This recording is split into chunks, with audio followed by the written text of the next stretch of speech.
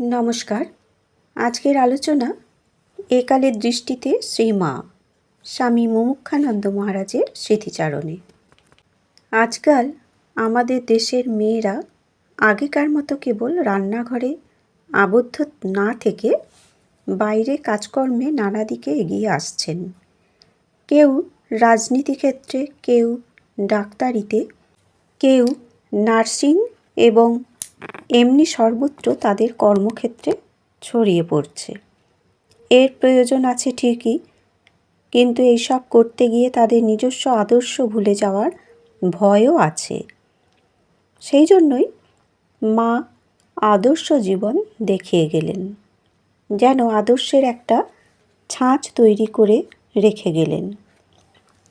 আমাদের দেশের মেয়েদের আদর্শ হলো মাতৃত্ব, পবিত্রতা।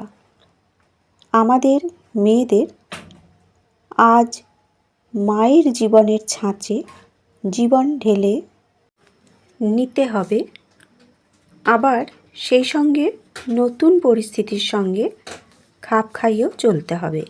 এই আদর্শ শুধু ভারতের জন্য নয়, সারা পৃথিবীর জন্য প্রয়োজন। ধীরে ধীরে আমাদের দেশের, এমনকি পাশ্চাত্যেও শ্রী শ্রী মায়ের জীবনাদর্শ সকলের মধ্যে, বিশেষত নারীদের মধ্যে সমাদৃত ও গৃহীত হচ্ছে। পাশ্চাত্যে সুদীর্ঘকাল বসবাস করে পূজনীয় স্বামী নিখিলানন্দ মহারাজ আজ থেকে প্রায় 50 বছর পূর্বে যে মন্তব্য নিজ অভিজ্ঞতার ভিত্তিতে করেছিলেন, তা আজ অধিকতর সত্য বলে প্রমাণিত হচ্ছে। তিনি লিখেছিলেন, তাঁর শ্রী শ্রী মার জীবন ভক্ত অনুরাগীদের ক্রমবর্ধমান দলকে, বিশেষত মেয়েদের গোষ্ঠীকে আকর্ষণ করতে শুরু করেছে।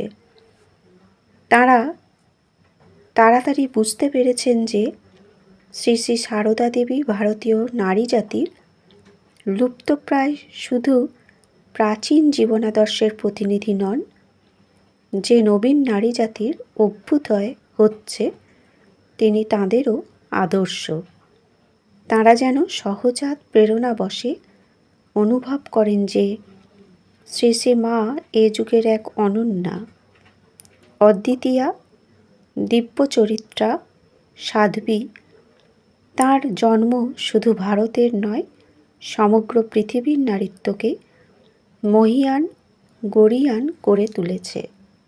সমাজে ও সংসারে কর্মরত নরনারীর নিকট শ্রী শ্রী মায়ের জীবনের সমধিক উপযোগিতা। শ্রী শ্রী মাতা ঠাকুরানীর জীবন একালের পুরুষদের নিকটও সমভাবে শিক্ষাপ্রদ, প্রেরণাদায়ী। শ্রীরামকৃষ্ণ ও স্বামী বিবেকানন্দের জীবন যেমন নারী ও পুরুষ উভয় শ্রেণীকেই পথ দেখায়, শক্তি সাহস যোগায় ও অনুপ্রেরণা দেয়, শ্রীমার জীবনও তাই। বস্তুত এই 3 মহাজীবনই ঈশ্বরলাভকে, অন্তর্নিহিত দেবত্ব বিকাশকে জীবনের আদর্শ করে চলতে নারী পুরুষ নির্বিশেষে সমগ্র মানবজাতিকেই উপদেশ দিয়েছেন। 3 জনের ভাষায় ঈষৎ পার্থক্য থাকলেও আদর্শটি অভিন্ন এবং এটি সব ধর্মের গোড়ার কথা। এই আদর্শে পৌঁছানোর জন্য এই ত্রয়ী সমস্ত নরনারীকে ঈশ্বরের প্রতিমা জ্ঞানে মর্যাদা দিতে, সমানভাবে ভালোবাসতে ও সেবা করতে উপদেশ দিয়েছেন। সঙ্গে সঙ্গে সর্বধর্মাবলম্বীদের প্রতি শ্রদ্ধাভাব পোষণ করতে বলেছেন। এই ভাব সমষ্টি সংক্ষেপে স্বামীজি কথিত ব্যবহারিক বেদান্ত, অন্যভাবে যাকে দিব্য মানবতাও বলা যায়, আমরা পূর্বে উল্লেখ করেছি। এরা 3 জনই এই ব্যবহারিক বেদান্ত বা কর্মে পরিণত বেদান্তর এ যুগে প্রতিষ্ঠা ও প্রচার করেছেন। তবে এদের প্রত্যেকের জীবন ও কর্মপ্রণালীর একটা স্বকীয়তা, একটা বৈশিষ্ট্য ছিল যা অন্য 2 জনের মধ্যে ছিল না, এটা লক্ষ্য করা যায়। সর্বপ্রাণীর বিশেষত সকল নরনারীর মধ্যে ঈশ্বরের অবস্থিতি এদের কাছে একটা ভাব বা থিওরি মাত্র নয়, অনুভব সিদ্ধ ছিল। তিনজনই নরনারীকে সেই দৃষ্টিতে ভালোবাসতে ও সেবা করতে বলেছেন। এই তিনজনই যা বলেছেন নিজেরাও তাই করেছেন।